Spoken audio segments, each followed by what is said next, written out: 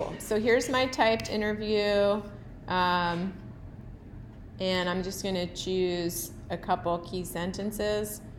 So I remember when I walked in here, I sat at a table with Jay and Mason and Zoe, and they made me feel really welcome. It almost felt like home. So I'm going to pull that one, copy it, and I need to start a new doc.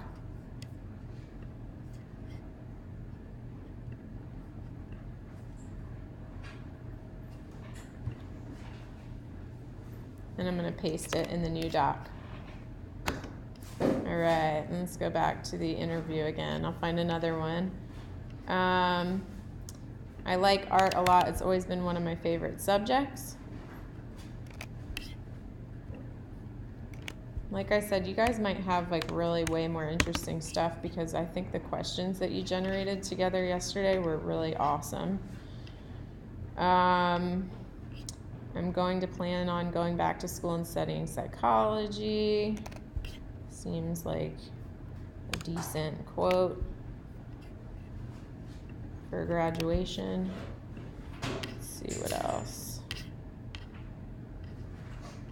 Since I'm older than some of my friends, I've definitely guided them through some things and tried to get them to look at the positive side of things instead of the negative. I'm going to take that. And then that's enough. All right, so I've got like 4 sentences here. I'm just going to change up how they look a little bit. So I'm going to make one sentence bold. I'm going to put one in italics. And then maybe on this last one, I'll change the font. I'll keep it the same size, but I'll change it to something I can still read, but it separates them out a little bit from one another. And then I'm going to copy it and paste it over and over and over again. So we're making a big text field. This is sort of like the word cloud, but the thing is with the word cloud, with the versions that we're allowed to download, the image quality is low, and so that it just kind of gets hard to read. Okay, so I've got my text cloud now. So most of you are going to be spending the better part of class just transcribing your interview, but not all of you. Let's see. So some are going to be getting through making your text field pretty quickly, and then you'll be opening up Photoshop, creating a new document that's 8.5 by 11 inches and 300 pixels per inch. So that's just the size of a standard sheet of paper, yeah? Okay, and we're gonna make the background black. And you will open up the image of your senior, which I will send to all of you shortly. I'm going to bump up the brightness and the contrast a little bit on this. Okay, and I'm going to make it black and white. All right, then I'm going to select the whole thing, copy it, and paste it. And actually want to keep it pretty big because the background isn't what doesn't really say anything about the person. I want everybody to be able to tell it's Mara. And you can play around with how it's cropped and how it's oriented, but I think that's pretty good. So on the one that we've done before, we sort of left the text just as it was. On this one, I want us to combine what we learned with the displacement tool and what we learned with the photo text project. So I'm going to make a displacement map out of this. Can anybody remind me how we did that? Use a filter displace tool.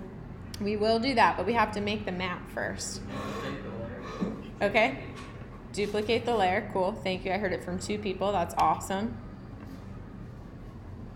And we'll rename that layer map. We're going to place it in the destination new, because we want it in a new document, and we'll call it displacement, and in my case it'll be Mara.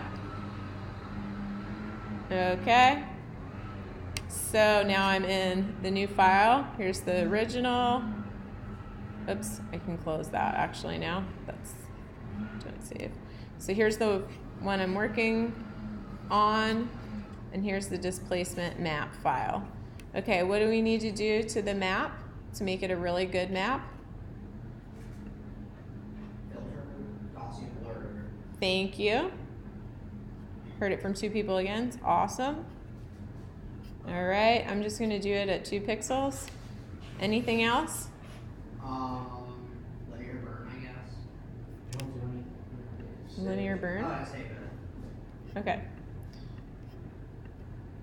All right, file, save.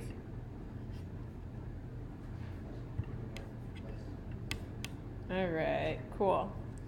So now I'm going to make a text box. I'm just going to draw it around most of the image. Actually, yeah, I'll just extend it all the way to the edges and delete what's in there. Come over to my text field. Grab all of this, copy it.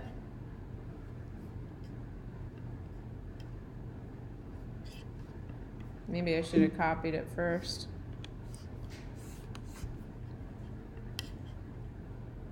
So now I'm going to remake my text box and paste it.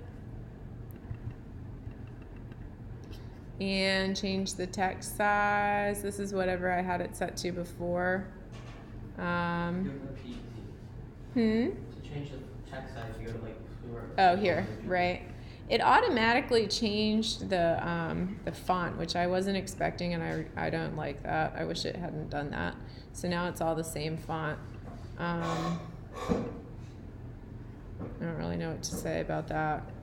I guess another thing that we could do is just paste it, one group of the sentences in here, and change one sentence at a time, bold one, italicize one, change the font on one, and then just copy and paste it right directly within this instead of doing it within the Word doc first.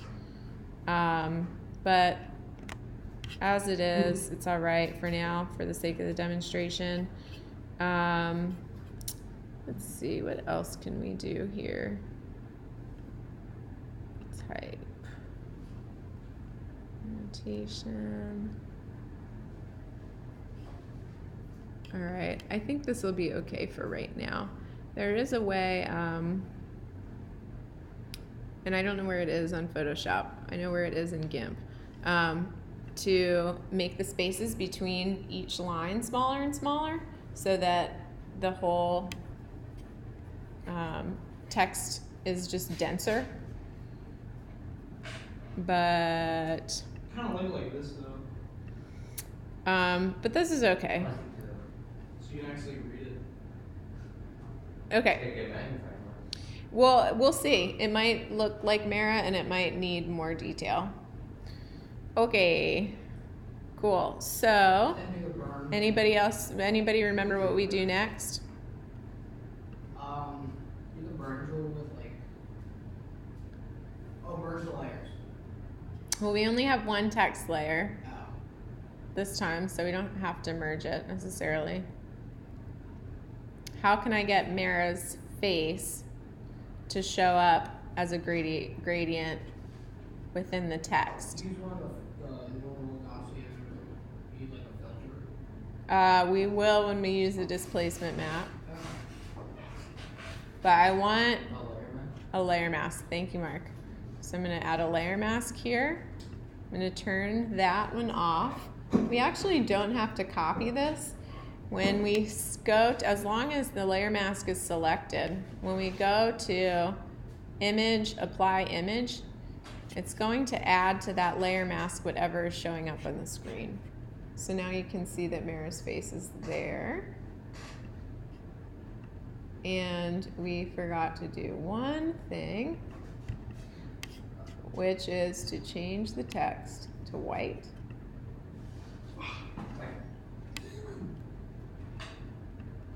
And there she is.